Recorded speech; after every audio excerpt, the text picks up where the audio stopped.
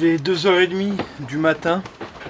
On vient de passer le checkpoint de la journée 5 avec 11h36 d'avance. Donc on a gagné 2h06 par rapport au précédent checkpoint. C'est pas mal. Depuis le début de cette transatlantique, le soir c'est très nuageux. On voit pas beaucoup les étoiles. Il n'y a pas de lune aussi, donc c'est des nuits assez noires. Vers 9h, j'avais roulé le génois parce que le vent était trop arrière et il tapait. Et du coup, on n'a pas avancé beaucoup. On a fait 4,95 de moyenne. Et là, depuis une demi-heure, le vent est de nouveau rentré. On n'est pas loin du travers. Donc j'ai déroulé le génois. Et on est reparti avec de bonnes vitesses. Ah! Et ben voilà. Le génois recommence à se dégonfler un petit peu. Bon, là c'était une vague. 7 nœuds 5, 7 nœuds 7, 7 nœuds 8, 15 nœuds de vent, il y avait des rafales à 20 nœuds.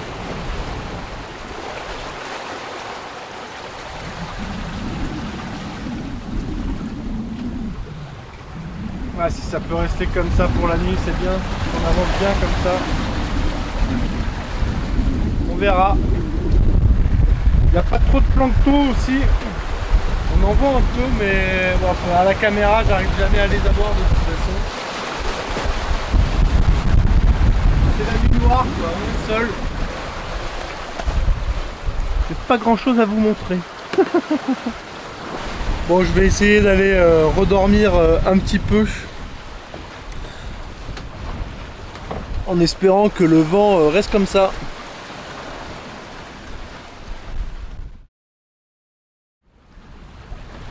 Un nouveau jour commence. On attaque le 5e jour. J'ai remis la canne à pêche comme prévu. Et j'ai roulé le génois aussi parce que là on est entre vent arrière, petit largue, donc ça arrête pas de taper. Donc j'ai laissé que la grand voile. Je me suis longtemps tâté à savoir qu'est-ce que j'allais faire. Est-ce que je renvoyais le spi? Est-ce que je tangonnais le génois? Je ne savais pas. Et du coup je me suis dit que quand on faisait des pointes à plus de 7 nœuds et qu'on était toujours au-dessus de la vitesse cible de 6 nœuds 1, 6 nœuds 2, alors que là en plus on est à 15 nœuds de vent et que des fois ça monte à 16 nœuds, je me suis dit que dans ces cas-là, on touchait à rien et on faisait un petit peu attention au bateau. Ce matin, bricolage, le parquet, bon, j'ai décidé d'essayer de le réparer parce que ça m'énerve de le voir en vrac. Et on s'en fout, hein. Mais le truc qui retient je sais plus comment ça s'appelle, le nettoie-chiottes là, la brosse à chiottes. Il se décolle tout le temps, donc à chaque fois j'essaye une nouvelle technique. Là j'ai mis mon fameux joint rouge qui m'a déjà servi pour refixer au tout début dès qu'on était parti. Ça s'était cassé, donc en fait j'ai démonté toute la platine et puis j'ai tout recollé avec ce joint là. C'est miracle. Et là donc on va essayer de remettre cette pièce là ici en mode solide parce que quand je marche dessus il y a tout mon poids. J'ai donc recoupé un peu les bords là pour faire plus propre et que ça aille pile devant. Là j'étais en train de poncer. Il me reste cette partie là à poncer pour que le mastic qui est ici, du mastic polyester, adhère bien. Après je vais poncer là aussi.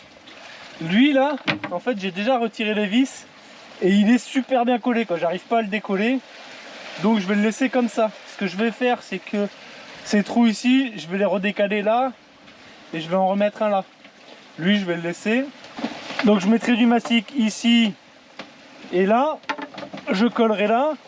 Avec les trous existants, j'ai trouvé des vis plus larges que ce qu'il y avait avant. Donc je vais remettre les vis plus larges en premier pour être sûr d'être bien axé. Et après je vais repercer là, là, là, là, là, là et là d'autres trous où je vais remettre les petites vis. Bon, vous voyez, il est 9h14. C'est-à-dire que ça fait pas longtemps que j'ai mis la canne à pêche. Hein. Et là, je vais vous montrer. Hein. Alors, je sais pas si on va le voir. Mais,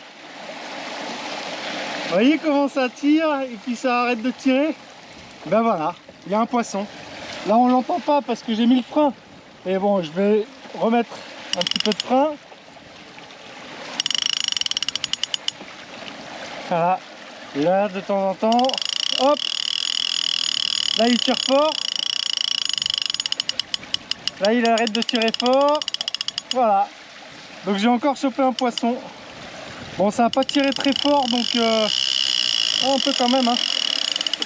Donc il doit pas être très gros encore, mais bon, je vais le remonter. Là, je suis en train de bricoler quoi, super quoi. Putain, et moi je pensais pas avoir un poisson avant au moins une journée quoi.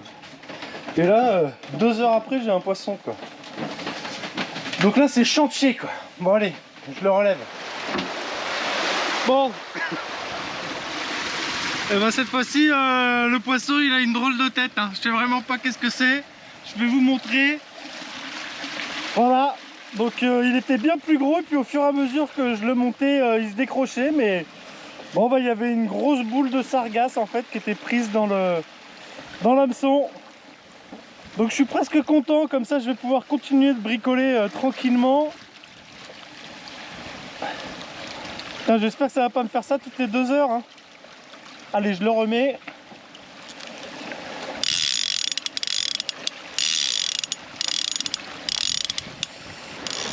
Bon, j'ai fait mes pré-trous dans celui-là. J'ai fait aussi là des trous débouchants. Et ce que j'ai en plus là, c'est grâce à ce petit outil, je vais pouvoir faire les encoches pour les têtes de vis. Alors maintenant on voit là que les encoches sont faites. Là, par rapport aux anciennes qui sont foncées, là les nouvelles sont toutes blanches. Là-bas c'est foncé. Du coup mastic et on revisse. C'est bicomposant. Du coup là j'ai mis les 2 produits. Et après bah faut bien mélanger. Avec la chaleur qu'il fait, à mon avis ça va vite prendre. J'ai passé un coup d'acétone partout là et sur l'autre pièce. Maintenant je vais appliquer le mastic. Ah, le mastic est mis. Maintenant on applique. Ah, j'ai juste mis 2 vis là. Une vis là pour bien le centrer. Maintenant je vais pouvoir mettre les autres. Je vais commencer par là et après je ferai en étoile. Et voilà, c'est serré. On voit le mastic là qui déborde un peu sur le côté. J'en ai profité avant qu'il soit trop dur pour retirer l'excédent qui était de ce côté là. Bon là ça va, de toute façon là c'est dessous, on voit pas, mais ça reste propre, là ça a l'air solide. Ce qu'on voit déjà là, lui là il est déjà bien durci. Donc je vais attendre 1 heure ou 2 là, que ça sèche bien. Et après je remettrai la petite trappe en place.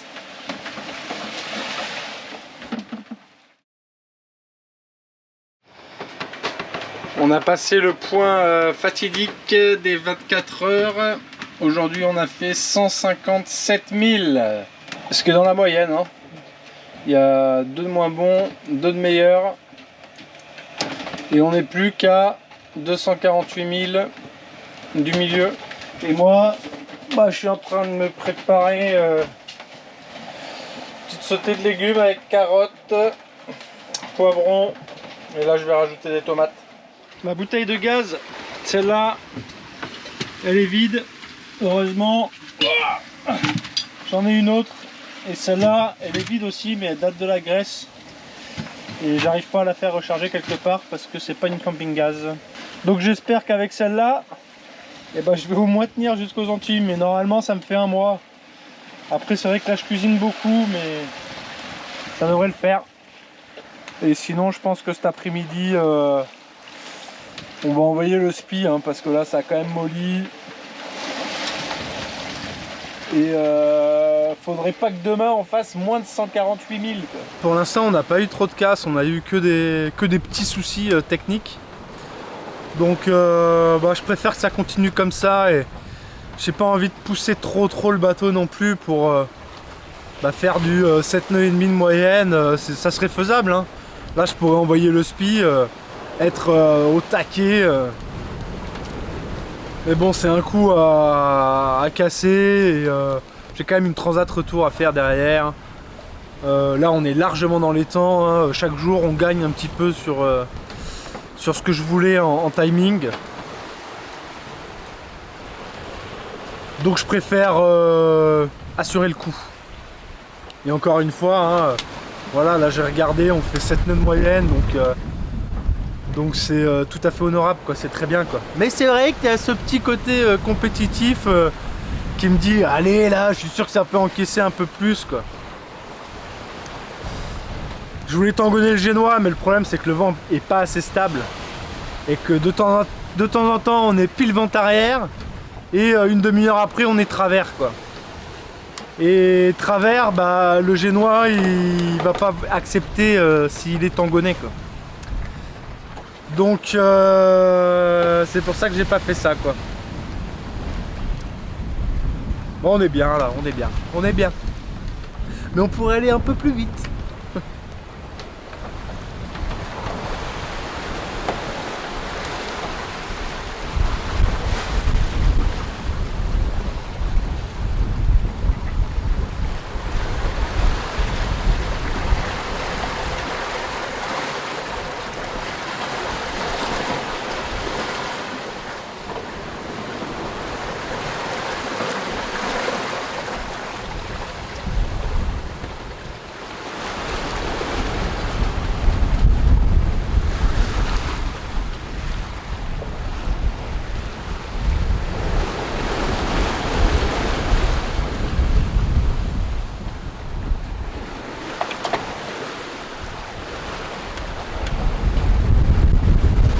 Pas sûr que vous allez le voir, mais en fait là-bas là sur l'horizon on voit le bout d'un bateau.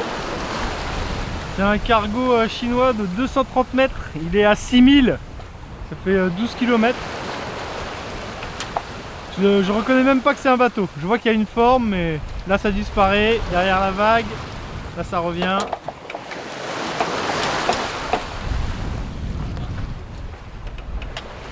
Au milieu, pas loin du milieu de l'Atlantique. On est à, je sais plus, je crois qu'on est à 250 000 du milieu. Donc normalement, après demain matin, on devrait y être.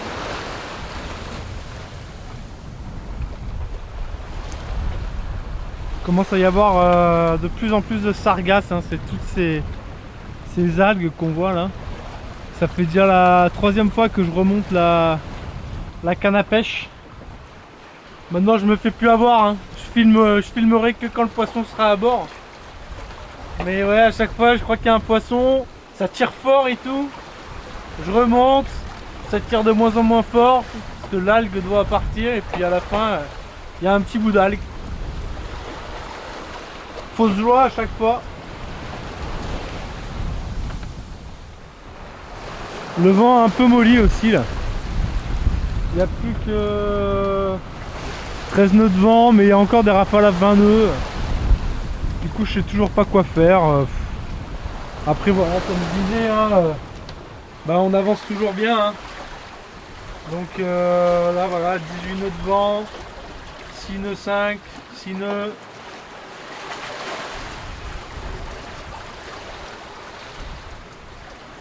Mais là ce serait, à cette allure là, ce serait le symétrique. Hein. Là il est 10h30 donc j'attends de voir une fois que j'aurai mangé. Hein.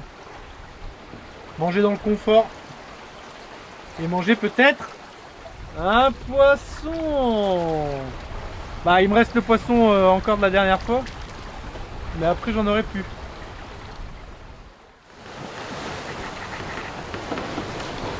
On est sous spi, comme vous pouvez le voir. J'ai mis le symétrique. Parce qu'on est bien abattu. Ça fait plaisir. On va vachement plus vite. Je suis sous spi dans plus de 15 nœuds de vent. Au milieu de l'Atlantique. Je fais des surfs à presque 10 nœuds. C'est le pied.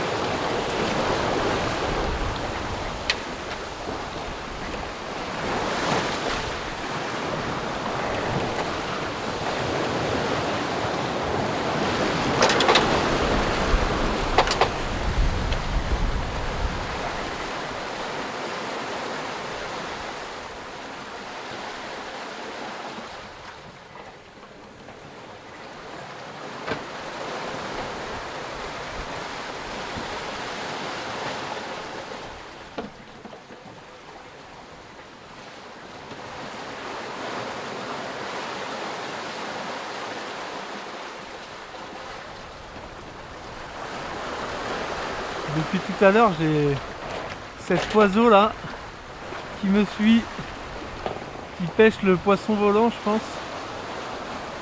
Et donc il tourne autour du bateau. Ça a la même queue un peu qu'un paille en queue à La Réunion. Mais je sais pas ce que c'est. Et je serais curieux de savoir. Il va vite hein. Ouah, c'est dur de le suivre.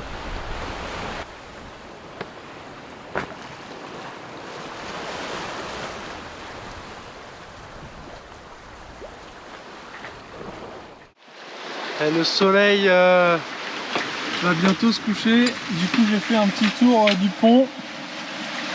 Et j'ai trouvé cette vis. Une toute petite vis. Sauf que j'ai aucune idée de là où elle va. Je l'ai trouvée par là-bas, là, près des haubans. Je comprends pas ce qu'elle fait là-bas. Après ce genre de vis, clairement, je vois pas trop ce que ça peut faire sur le pont, quoi. Donc j'en sais rien. Ben, on verra si tout est là demain.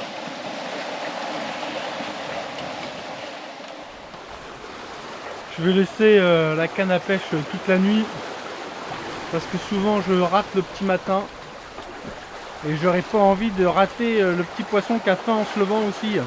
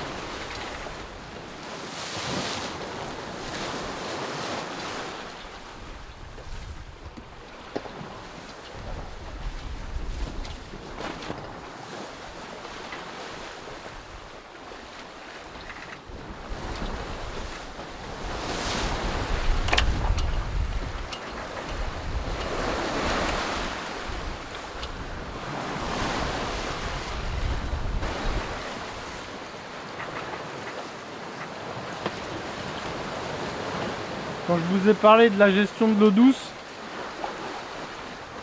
je n'ai pas parlé du nettoyage de pont. Et c'est vrai que là, il en aurait bien besoin, notamment ici, là,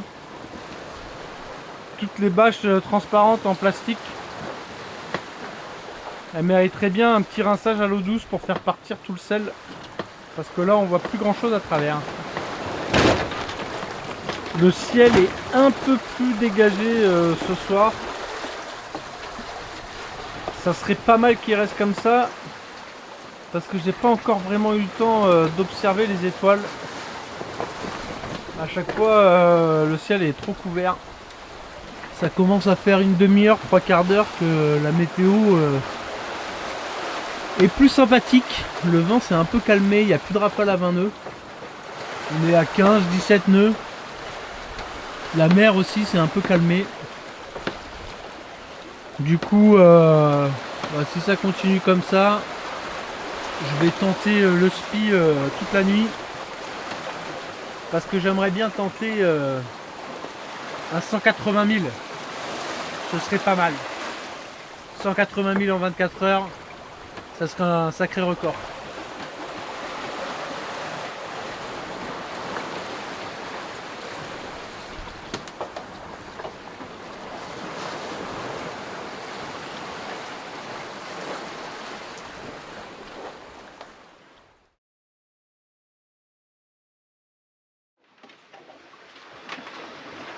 On vient de passer la ligne bleue qui est le checkpoint des 6 jours, si je ne me trompe pas. Ouais, checkpoint 6 jours. Et du coup on passe avec 14h15 d'avance. On a gagné 2h39. Passage à 23h45. Impeccable. Donc on peut supprimer le checkpoint. Et le prochain, c'est celui-là. Et il est à 20 000. En vert, c'est le milieu.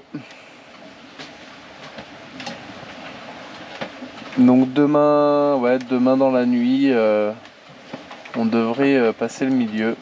Si les vents sont pas mal. Là, depuis ici, là, 17h35, on fait plus trop le cap, qui est 266 comme ça. Et là, il n'y a pas très longtemps, là, il y a 20 minutes, ça a rechangé. Donc on fait plus le cap dans l'autre sens. Je pourrais l'offer et revenir sur le cap, mais je préfère assurer le coup, et quitte à descendre un peu, ce sera plus facile de remonter au vent que de s'écarter du vent.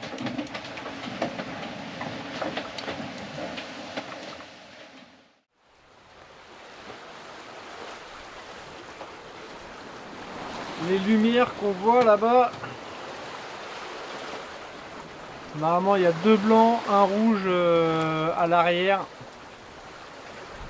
C'est un cargo. Alors je vous avoue, je le vois pas beaucoup mieux que vous, hein. Il est à 1000. Il n'est pas très loin. Ça faisait longtemps qu'un bateau ne vous avait pas autant presque frôlé, hein. Il fait 228 mètres.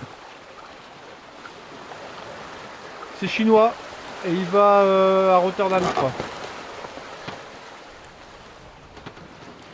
Bah, il lui reste encore un peu de route, hein, comme moi. Et nous, je vais mettre la lumière. On est toujours sous spi. Donc là, on avance à 6 nœuds 7, mais j'ai calculé la moyenne. Là, on était à 7 nœuds 6 de moyenne. Donc là, forcément, ça mollit un peu. Et on est, je sais pas si on va le voir. Si. On est toujours sous spi du coup. Je pense que je vais le garder pour la nuit. On fait presque pas le cap en plus. On est un peu au-dessus de la route, mais je peux pas vraiment abattre plus. Et sur l'autre bord, ce serait pire. Donc on va rester comme ça. Depuis 17h30, on fait plus vraiment le cap. On est 7 degrés trop à droite. Ça paraît pas beaucoup 7 degrés, mais j'ai regardé à l'arrivée, ça fait 158 degrés, 158 000 plus au nord. Donc ça commence à faire quoi, c'est une journée de plus quoi. Donc on va rester comme ça quand même, et puis on verra demain ce qu'on fait. Parce que là je suis toujours sous spi. J'ai allumé le feu de une d'ailleurs. Je vais vous montrer comment ça fait avec le spi, ça fait un joli phare dans la nuit. Là le moteur il tourne parce que j'ai pris ma douche déjà. Et puis en fait le soleil très vite à partir de 15h il est derrière les voiles. Et donc les panneaux solaires rechargent plus. Donc là on était à 12 volts. Donc j'ai pas envie de descendre trop bas en batterie. Donc je préfère remonter. Je vais le faire tourner pendant 1 heure. Donc là jusqu'à 21h, il doit rester 10 minutes à peu près. Et sinon le moteur, j'ai l'impression que l'eau chaude, parce qu'en fait le moteur est refroidi par l'eau de mer, et donc il y a un circuit d'eau douce dans le moteur qui va réchauffer l'eau du chauffe-eau, ce qui me permet d'avoir l'eau chaude. Et j'ai l'impression que cette eau chaude, elle est beaucoup plus chaude que d'habitude, ce qui m'inquiète un peu, parce que ça voudrait peut-être dire que le moteur est pas bien réfrigéré. J'ai essayé d'aller toucher l'eau de mer qui recrache par-dessus le bateau pour voir si elle était chaude. Et si elle est à la même température que l'eau de mer, ça veut dire que mon moteur est plus réfrigéré. Par contre, j'ai de la circulation d'eau de mer et j'ai de la circulation d'eau douce dans le moteur, vu que j'ai de l'eau chaude au chauffe-eau qui est 5 mètres plus loin quoi. Donc ça voudrait dire que c'est l'échangeur qui est entartré, ou je sais pas s'il y a des soupapes thermostatiques sur ce genre de moteur. Donc soit l'échangeur, soit les soupapes thermostatiques. S'il y a sur ce moteur, je sais pas. De toute façon, je vais pas faire la maintenance au milieu de l'Atlantique. Parce que c'est le coup à péter un truc, à pas pouvoir remonter, et t'arrives au port, t'as plus de moteur quoi. Et surtout que j'en ai besoin quand même pour faire un peu les batteries quand j'en ai besoin. Bon, je vous montre le spi. Pour le coup on voit quand même mieux à l'œil que avec la caméra. Alors je vais rallumer le flash de la caméra. Je vais le remettre à fond. Bon, ça fait moins joli mais vu que je vais devoir changer mon échangeur, je vais pas avoir le budget pour changer de la caméra et mettre une caméra plus performante de nuit. Je crois que c'est ma première nuit que je m'apprête à faire sous spi. Je crois pas avoir déjà fait une nuit sous spi comme ça. On va voir comment ça se passe. Pour l'instant on fait plus le cap de 7 degrés. Mais bon, s'il y a que ça, c'est bon. Du moment que ça forcit pas à 30 nœuds en pleine nuit, tout me va. Il est 4h du matin. La nuit se passe plutôt bien, étrangement. J'ai rien cassé. Il y a un petit bout qui a cassé. Mais c'était pas très grave. C'était impressionnant parce qu'en fait, en gros, je mets un bout de l'arrière de la baume à l'avant du bateau pour éviter que la baume bouge trop quoi. Pour bien vraiment la fixer dans une position et qu'elle bouge pas quoi. Et pour éviter les empannages. Et voilà. Et ce bout a lâché à un moment donné. Mais sinon ça va. Oh bah là ça a molli tiens. 13 nœuds quoi. Parce qu'on était à 20 nœuds depuis au moins 1 heure. Donc c'était quand même assez impressionnant. J'ai calculé la vitesse sur les dernières 2h30. Accrochez-vous, accrochez-vous. On est à 7 nœuds 84. Là je crois que on est pas mal. On est pas mal. j'ai bien envie d'aller chercher ces 180 000 par jour. Et ça va, j'ai pas l'impression que le bateau force trop. Le pilote manque un peu de réactivité de temps en temps, mais bon, on fait des pointes à 10 nœuds. Mais c'est les vagues en fait qui gèrent pas du tout. Il manque une petite centrale inertielle au pilote, quoi. Mais bon, c'est quand même pas mal, quoi. Passer la nuit au pilote sous spi dans du 20 nœuds avec un riz seulement, avec 7,84 de vitesse moyenne. On est bien, on est bien. Là le vent est redevenu pas mal, du coup j'ai pu lofer un peu aussi. Donc on est moins vent arrière. Donc c'est aussi plus facile pour le pilote de barrer, ça roule un peu moins. Ça va peut-être être aussi un peu plus facile pour dormir. Et là ça s'est calmé là. Ah non, 18 nœuds.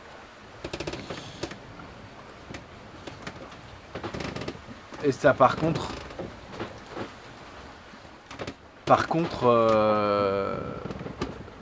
c'est toujours nuit noire, on voit pas les étoiles, mais là rien. Et c'est assez inquiétant parce que dès que je regarde derrière, il y a des gros nuages noirs. Mais du coup c'est dur à savoir s'ils sont noirs parce qu'il fait nuit ou s'ils sont noirs parce que je veux prendre cartouche devant, quoi. Bon, jusqu'à présent ça va, quoi, ça dépasse pas les 21-22 nœuds, j'ai vu. Donc c'est pas mal. Faudrait pas que ça monte à 25 nœuds, quoi. 25 nœuds c'est un peu la limite pour le pilote.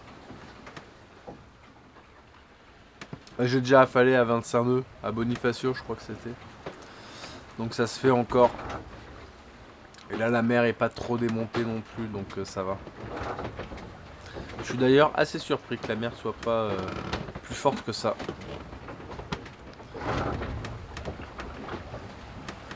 Bon, en tout cas, c'est vraiment un plaisir ce bateau. C'est vraiment... c'est vraiment une fusée, quoi. Bon, ça grince un peu, tu sens que ça travaille un peu. Mais ça marche fort, quoi. Ça marche fort.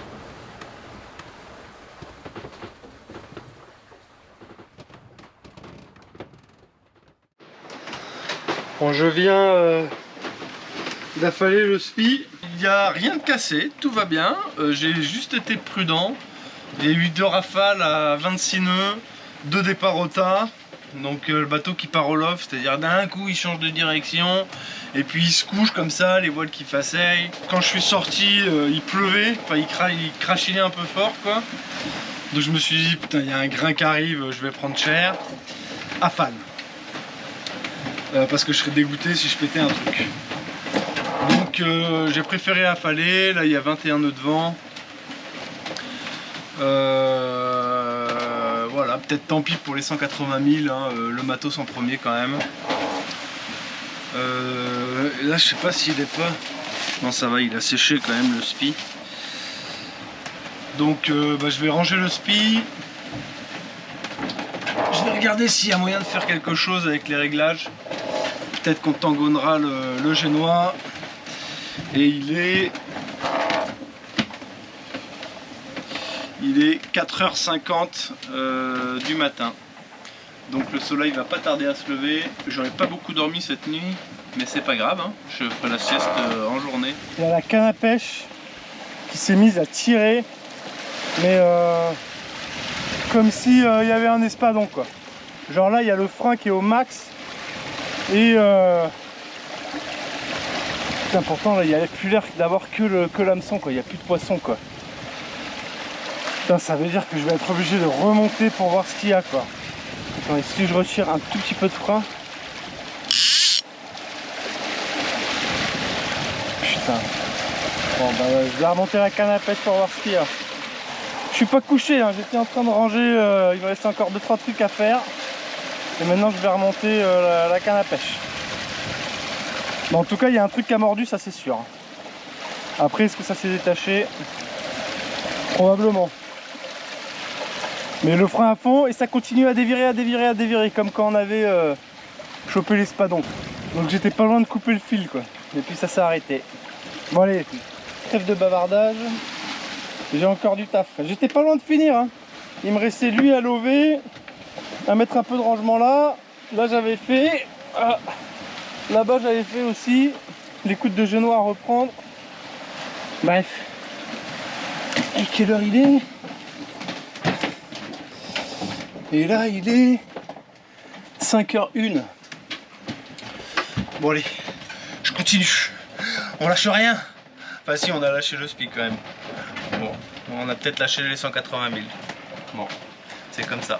Il est 5h22, j'ai enfin fini. Le bateau est propre là. Il y avait un poisson volant dans le cockpit, je l'avais pas vu. C'est en rangeant les bouts, je fais putain mais c'est quoi ça? Et pour la canne à pêche, bah, j'ai remonté et en fait il n'y avait plus rien au bout de la canne à pêche. Donc quoi que ça ait mordu, bah, c'est parti avec l'hameçon, mon hameçon favori. Donc maintenant va falloir trouver un nouvel hameçon favori que je ne vais pas mettre maintenant, parce que s'il y a un truc dans l'eau qui est capable de pêcher dans le noir et de venir niaquer un machin sans le voir, je vais attendre d'être loin, parce que s'il remord il va me rebouffer un hameçon tellement c'était un gros truc quoi. Donc on remettra un hameçon demain. Là j'ai remis bah rien. J'ai enroulé le génois après avoir affalé le spi. Comme ça au moins on fait le cap. Parce que sinon il faudrait que je sois beaucoup plus loffé pour que le génois soit gonflé. Et tangonné, bah, le vent est pas assez stable. Donc il faudrait mettre en mode vent. Donc le bateau il changerait de cap, il ferait des alarmes. Et dans quelques heures, voilà 5h22, donc je sais pas quelle heure il fait jour, mais à 7h il fait déjà jour, donc ça se trouve dans 1 heure il fait jour. Et à ce moment-là, bah, je verrai un peu les nuages et je verrai si je renvoie le spi ou pas. Je calculerai s'il y a moyen de faire 180 000 aujourd'hui. Pas facile de retrouver le sommeil là après toutes ces manœuvres. Mais je pense que ça va quand même arriver. On va se caler dans mon spot favori. Et puis on va voir un petit peu. Je vais boire un coup d'eau aussi. Parce qu'il fait. Là il commence vraiment à faire chaud là. Là je dors en caleçon, prêt à bondir, sans drap, sans rien, tellement il fait chaud. Je bois pas mal. Je bois pas les 3 litres d'eau par jour, mais je bois 1,5 litre, 2 litres facile. C'est tout ce que j'avais à dire pour aujourd'hui. Demain ou tout à l'heure. Je sais plus, il y a gestion de quelque chose, mais faudra que je regarde dans mes fichiers. Ah si, c'était météo, navigation, sommeil, je crois. Ouais, je crois que c'était un truc comme ça. Donc on parlera de ça tout à l'heure en me réveillant. Enfin, petit-déj, réglage des voiles, on prend son temps. Et puis quand on a 5 minutes, on en parle quoi. 5h53. C'est sans fin cette nuit, par contre je suis sacrément content d'avoir affalé le spi. Le vent a tourné d'un coup, mais en l'espace de 10 secondes. J'ai entendu la grand voile partir de l'autre côté en panée. Donc je l'avais bloquée, donc elle est juste partie un peu, quoi. Elle n'a pas frappé complètement sur l'autre bord. Du coup c'était un peu relou pour faire la manœuvre. Mais en gros là maintenant bah, on est bâbord à mur, on reçoit le vent de la gauche. Et on fait le cap quoi. Je pourrais presque envoyer le génois, tellement on est loffé. Le seul problème c'est qu'il y a eu de la pluie encore. Donc et je vois pas s'il y a un nuage ou quoi. Je pense qu'on est sous un nuage, le vent doit tourner. Du coup je vais rester sous grand voile. J'ai mis en mode vent en espérant que le changement de vent soit pas trop brutal. Parce que là j'ai pas protégé l'empannage sauvage. On est à 140 degrés du vent, c'est pour ça aussi quoi. Ouais,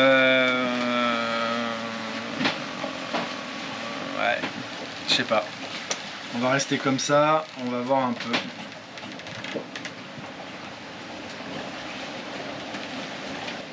Si ça se trouve, je serai toujours là au moment du lever de soleil. C'est dommage, j'étais pas loin de m'endormir en plus. Ouais. Alors, je Je vais regarder quand même un peu si on fait bien le cap au degré près. Il est 8h30. Je me suis réveillé il n'y a pas très longtemps là. J'ai renvoyé un peu de génois, mais bon, comme prévu, il se gonfle pas. Et c'est effectivement assez nuageux là. On voit partout là-bas. Il y a quand même des gros nuages avec des grains. On est toujours bâbord à mur, donc le vent n'a pas retourné. Mais la première priorité, c'est poisson. Donc comme tous les jours, j'ai un poisson. Et mon plan, c'est que vu que c'est un leurre parfait, vu que c'est un vrai poisson, c'est que je vais lui mettre ça dans la bouche pour le tenir. Et je vais lui en mettre un autre, genre derrière. Et on va voir ce que ça dit, quoi. Voilà donc mon œuvre. Le fil passe par la bouche et là il ressort par les branchies et j'ai croché l'hameçon dans le corps pour pas que le poisson file quand il va être dans l'eau poussé, quoi. Et du coup derrière il y a un hameçon libre. Allez, je vais accrocher ça à la canne à pêche et on va voir ce que ça dit. Je viens de calculer combien il faudrait faire de vitesse pour faire 180 000. Là on a déjà fait 144 000, il reste 4 heures. Donc il faudrait faire 36 000. Et 36 000 en 4 heures, ça fait 9 nœuds. Donc c'est pas aujourd'hui qu'on va y arriver. Même si je renvoie le spi maintenant, quoi. Donc je vais commencer par mettre le génois tangonné. On va voir ce que ça dit.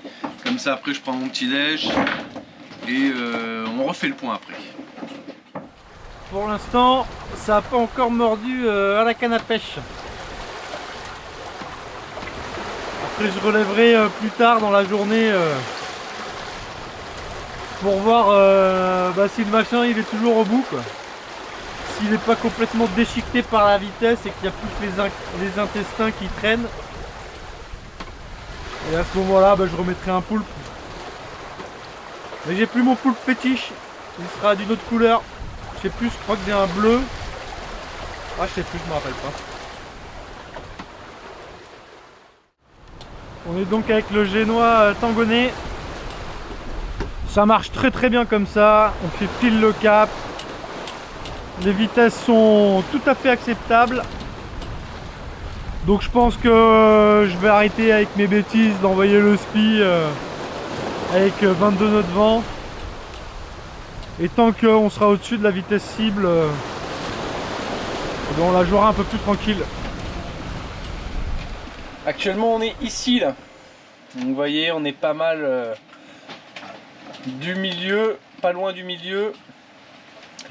Et je regardais quelque chose, c'est que par rapport à Mindelo, qui se trouve ici, on est à 950 000.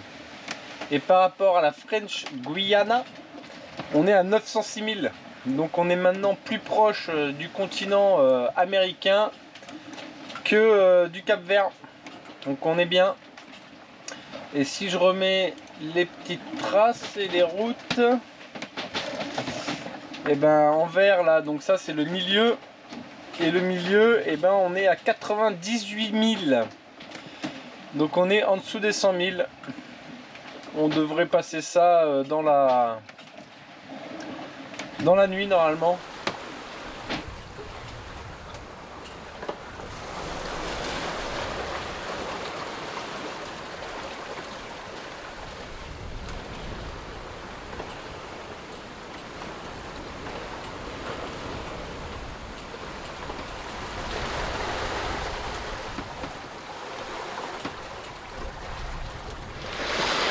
Dans la nuit là, c'est ce bout là, ici là, qui a lâché. Donc là j'en ai mis un autre forcément. Et quand ça a lâché, cette ferrure là, et ben elle est partie vers l'avant. Et du coup, là les petits fils là qu'on voit, c'est le lazy back. Et là dessous on voit la déchirure tout du long, quoi. Donc on fera réparer ça en arrivant en Martinique. Sinon j'ai fait un tour un peu du pont. Et j'ai pas vu d'autres choses de péter, donc c'est bien. On n'a pas pété beaucoup de trucs.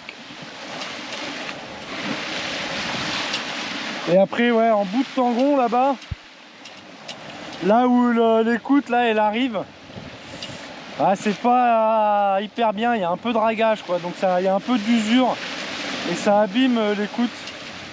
Je pense qu'il y a des boules en plastique qu'on peut venir mettre. Peut-être qu'il faudrait que j'achète ça. Je vais mettre ça sur ma liste. Parce que ça marche plutôt bien. Génois tangonais, comme ça, je l'ai même pas déroulé en grand. Hein. On voit là, il y a 3 riz. Mais on a vu les vitesses avant. On est à plus de 7 nœuds.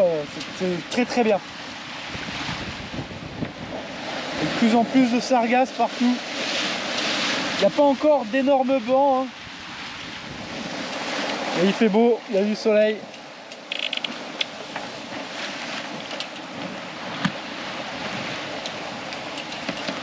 Bon, ça roule un peu par contre. Hein. Mais ça va, c'est pas très désagréable. Il est 13 h. On a fait 172 000. On est à 8000 des 180 000, mais ce sera pas pour cette fois-ci. Et du coup, il nous reste 80 000, non, 77 000,6 avant la moitié. Et moi, je suis en train de faire du montage. Et j'ai un peu de pitié pour ce gars qui avait ses problèmes moteurs avec sa petite pompe d'amorçage. J'espère qu'il va pas m'arriver de soucis. Mais pour l'instant c'est bon. J'ai déjà nettoyé un peu, mais les comment dire, les poissons volants, ils laissent tout le temps des écailles partout quand ils meurent quoi. C'est vraiment un calvaire quoi. Donc je suis tout le temps obligé de nettoyer tous les matins. Chacun ses problèmes hein. J'ai remonté la ligne, il n'y a plus que les hameçons. Bon, ça m'étonne pas que le poisson soit fait désintégrer au bout d'un moment par la vitesse. Du coup, j'ai pris la mallette, on va mettre un poulpe. Malheureusement, j'ai plus de poulpe rouge ou de poulpe jaune. Et je crois que la dernière fois, c'était lui qui avait bien marché avec ses yeux. C'est lui qui a les yeux 3D là ou pas là? Ah non, il bouge pas ses yeux. Et lui, il a ses yeux qui bougent? Ouais, non plus. Je crois que c'est un rouge comme ça qui avait marché. J'ai bien envie de tester lui, là, il a des trucs colorés et tout. Voilà, je veux de la dorade coryphène, tuna catcher, impeccable quoi. Et là, il y a marqué des trucs. 3D Eyes, hameçon haut de gamme VMC, super. Allez, on teste celui-là. Bon là, clairement, je pense qu'il y a un poisson. Du coup, j'ai roulé le génois là. Et puis, je vais essayer de le remonter quoi. Et là-bas, par contre, je vois rien, mais c'est tellement loin que on va voir quoi. On va voir. J'espère. Là, ça tire plus là, ça m'inquiète un peu. Non, ça tire plus. Je vais remonter pour voir quoi. Putain, je suis deg là. Pourquoi j'arrive pas à... Ils se détachent après les poissons quoi. Putain, j'avais mis du frein et tout quoi. Je suis deg. Il n'y avait rien. La bonne nouvelle c'est que j'ai quand même pas perdu l'hameçon. Mais il n'y avait rien au bout. Du coup j'aurais besoin de savoir si il y a des pêcheurs parmi vous, parce que je me pose 2-3 questions quoi. Est-ce que là c'est possible par exemple que en mettant le frein à fond, ce soit juste des algues qui aient fait dévirer et qui retiennent pas le câble quoi. Est-ce que je crois que le vendeur il m'avait dit quand j'ai une prise, je mets juste un tout petit peu plus de frein pour que ça arrête de dévirer. Mais du coup, qu'est-ce qui se passe si ça continue de dévirer, quoi? Si mon frein il est à fond, et pourquoi est-ce qu'il faut juste mettre un tout petit peu de frein, quitte à ce que ça dévire encore un petit peu, quoi. Et je me demande justement si il faut pas laisser dévirer, comme ça il se fatigue un peu, ou je sais pas, il se croche bien, il se ferre bien. Alors après, vous aurez peut-être besoin de savoir, je sais plus trop, je crois que c'est une 50 livres ma canne à pêche. Donc voilà, c'est une Squall 50 VSW Pen. Et après du coup j'ai une autre question. C'est ici là, ce petit machin, hop, ça permet de lever le truc. Et après, lui, il est plus fonctionnel. Et pour le refaire marcher, il faut appuyer dessus. Et là, je peux le relever. Ben, je comprends pas quelle est l'utilité de ce bouton du coup, quoi. Quand est-ce qu'on a besoin de pas avoir la manivelle qui tourne, quoi. Voilà, si jamais vous savez ça, je suis très friand de savoir pourquoi. Et après, est-ce que ça arrive fréquemment qu'il y a un énorme truc qui croche et qui arrive à se détacher, quoi, sans même que j'ai commencé à le remonter, quoi. Bref, bah, je suis un peu déçu, quoi. J'y croyais tellement là. J'y croyais tellement. En plus, niveau bouffe là, je suis un peu sur la fin. Les tomates, c'est bientôt la fin. Mandarine, clémentine, orange, c'est bientôt la fin. Il me restera des bananes par contre jusqu'au bout. Les pommes, elles sont en train de passer aussi, donc va falloir faire de la compote de pommes rapidement. Et après, niveau légumes, courgettes, il m'en reste plus beaucoup. Les poivrons, ça devrait aller.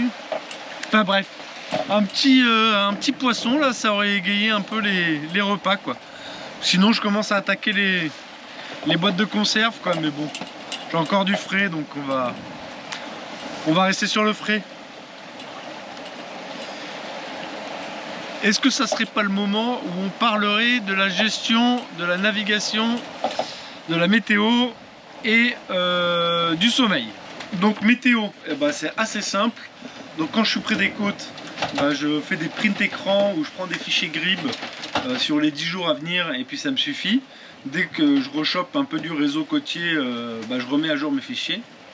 Là pour la Transat, bah, j'avais deux solutions, soit acheter un équipement qui me permet d'avoir internet à bord, et j'avais pas envie d'avoir internet à bord, parce que les réseaux sociaux, internet, tu passes ton temps sur internet alors que tu es en train de faire une transat. Donc pour la transat aller, c'est-à-dire celle que je suis en train de faire, j'ai décidé de ne pas prendre de météo. Je voulais que ce soit un petit peu l'aventure. À l'aller, le risque il est quand même assez minime parce qu'il y a les alizés.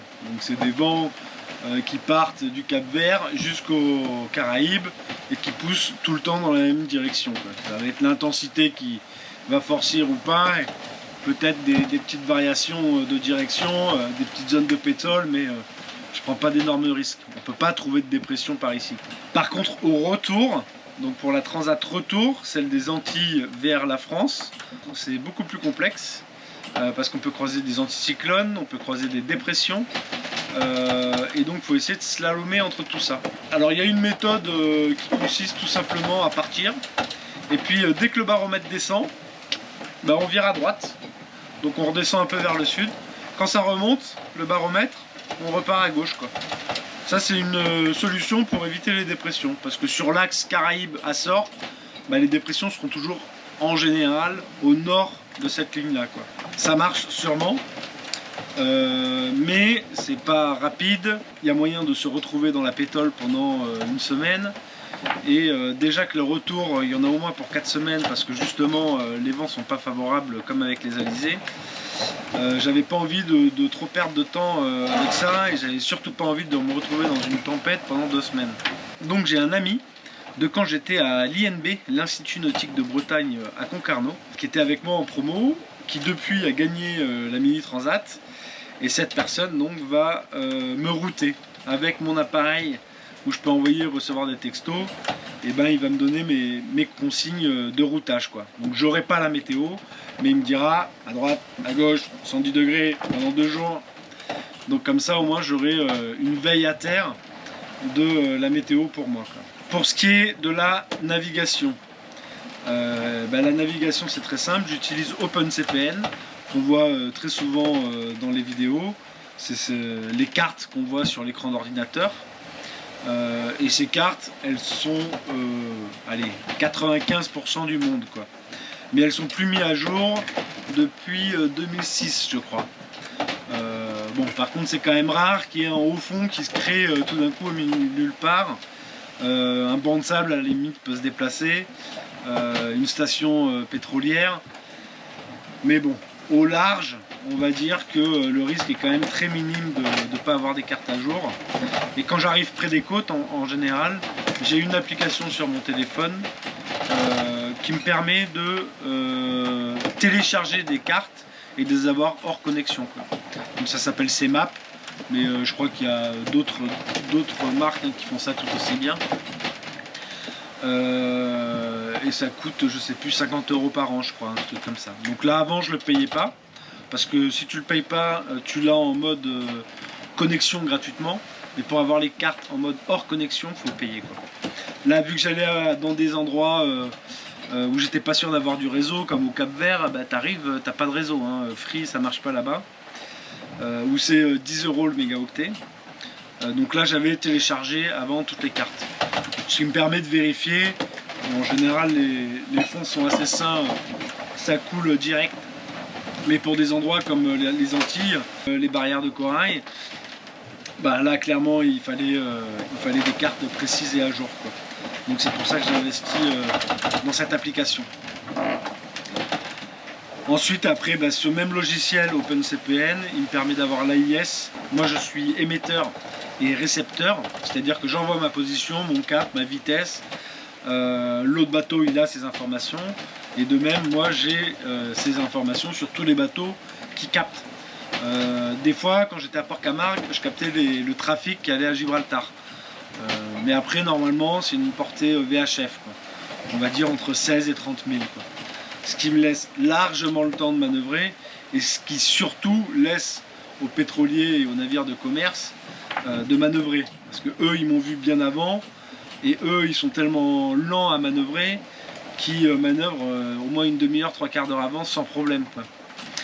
Et eux, leur consigne en général pour un commandant, c'est 1 000 10 minutes. Donc jamais se rapprocher à 1 000 10 minutes d'un bateau. Sinon, il faut appeler le commandant. Donc les officiers en général veulent pas appeler le commandant, donc ils se débrouillent toujours pour être à plus d'1 000 et plus de 10 minutes d'un bateau. Donc c'est CPA 1 000, TCPA 10 minutes. Et du coup, moi, je paramètre une alarme sur mon logiciel et je lui dis, si à 0,9 000 inférieur à 10 minutes, j'ai une route de collision, tu me fais une alarme. Et comme ça, là, je suis prévenu qu'il y a un problème.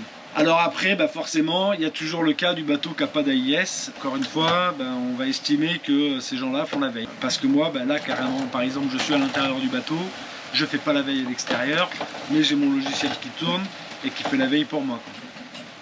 C'est pour ça que je me permets de dormir, quoi. Donc, le sommeil.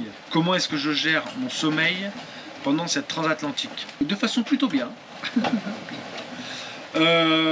En gros, plus je suis loin des côtes, plus je dors longtemps, quoi. Bah, Gibraltar, par exemple, je voulais pas le passer de nuit, je voulais le passer de jour, parce que je savais que j'allais m'interdire de dormir, ce qui est tout à fait logique, quoi. Des endroits un peu plus resserrés, pareil.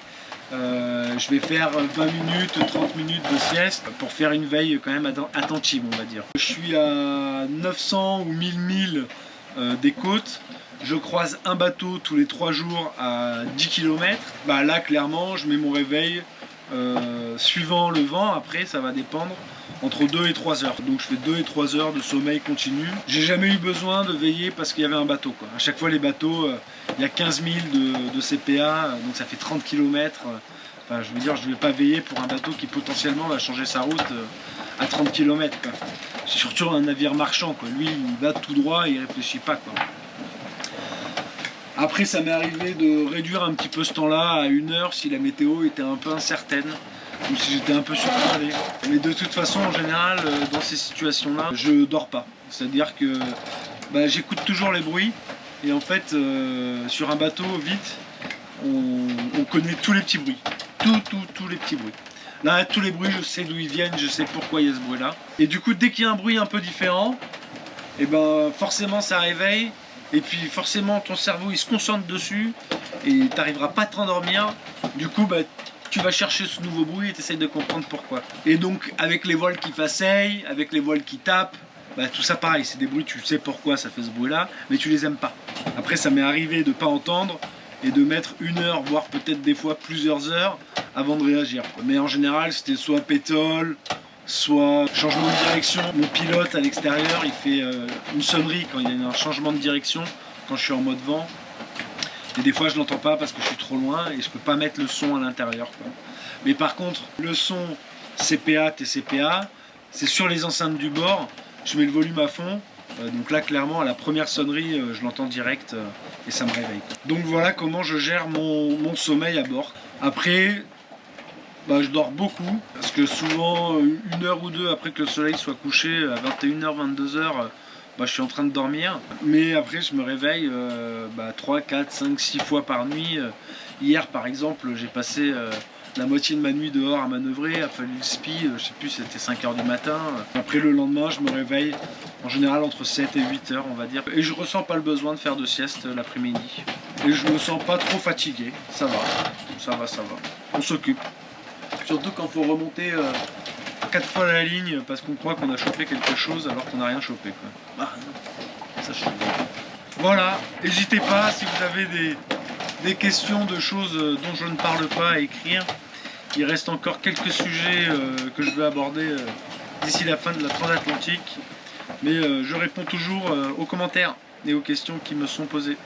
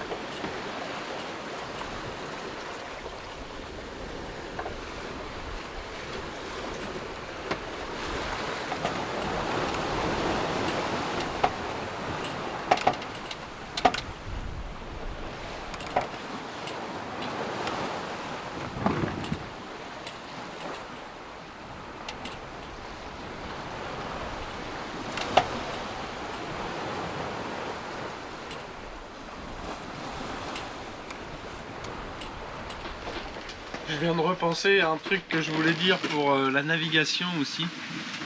C'est que des ordis comme lui là, j'en ai un deuxième.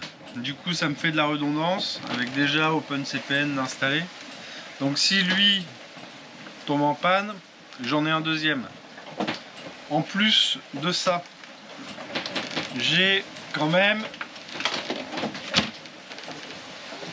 la carte de l'Atlantique qui me permet, si jamais les 2 ordis tombent en panne, de porter un point GPS dessus.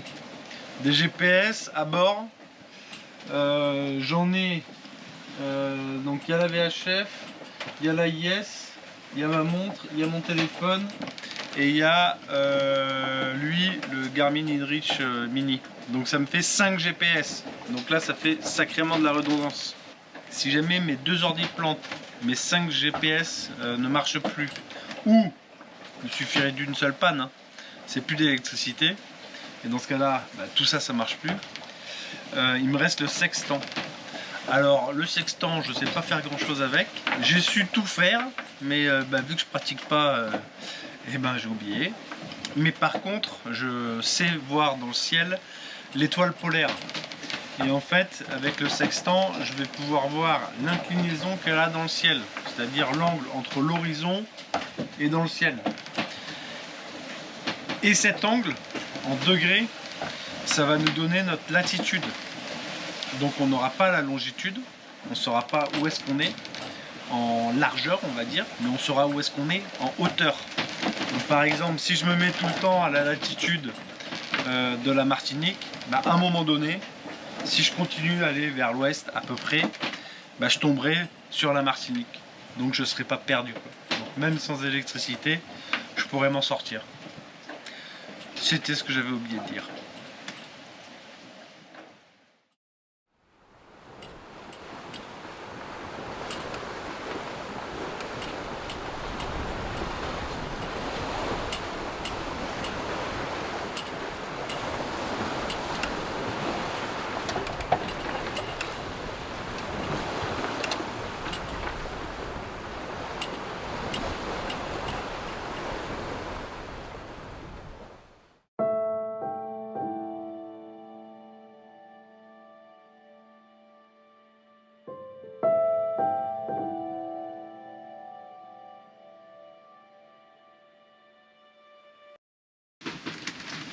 Donc,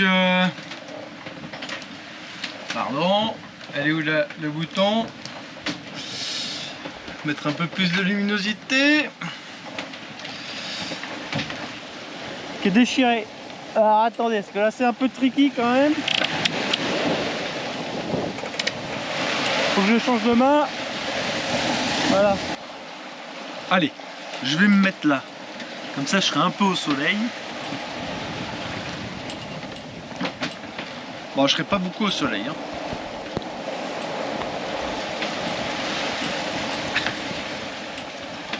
Non, bah, je vais me mettre à l'intérieur.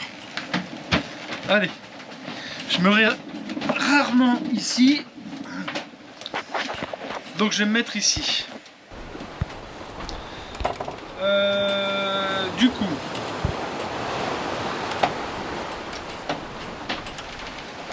donc météo. Alors c'est à vérifier, mais je crois qu'on a vu un rayon vert à un moment donné. Faire un petit zoom pour voir.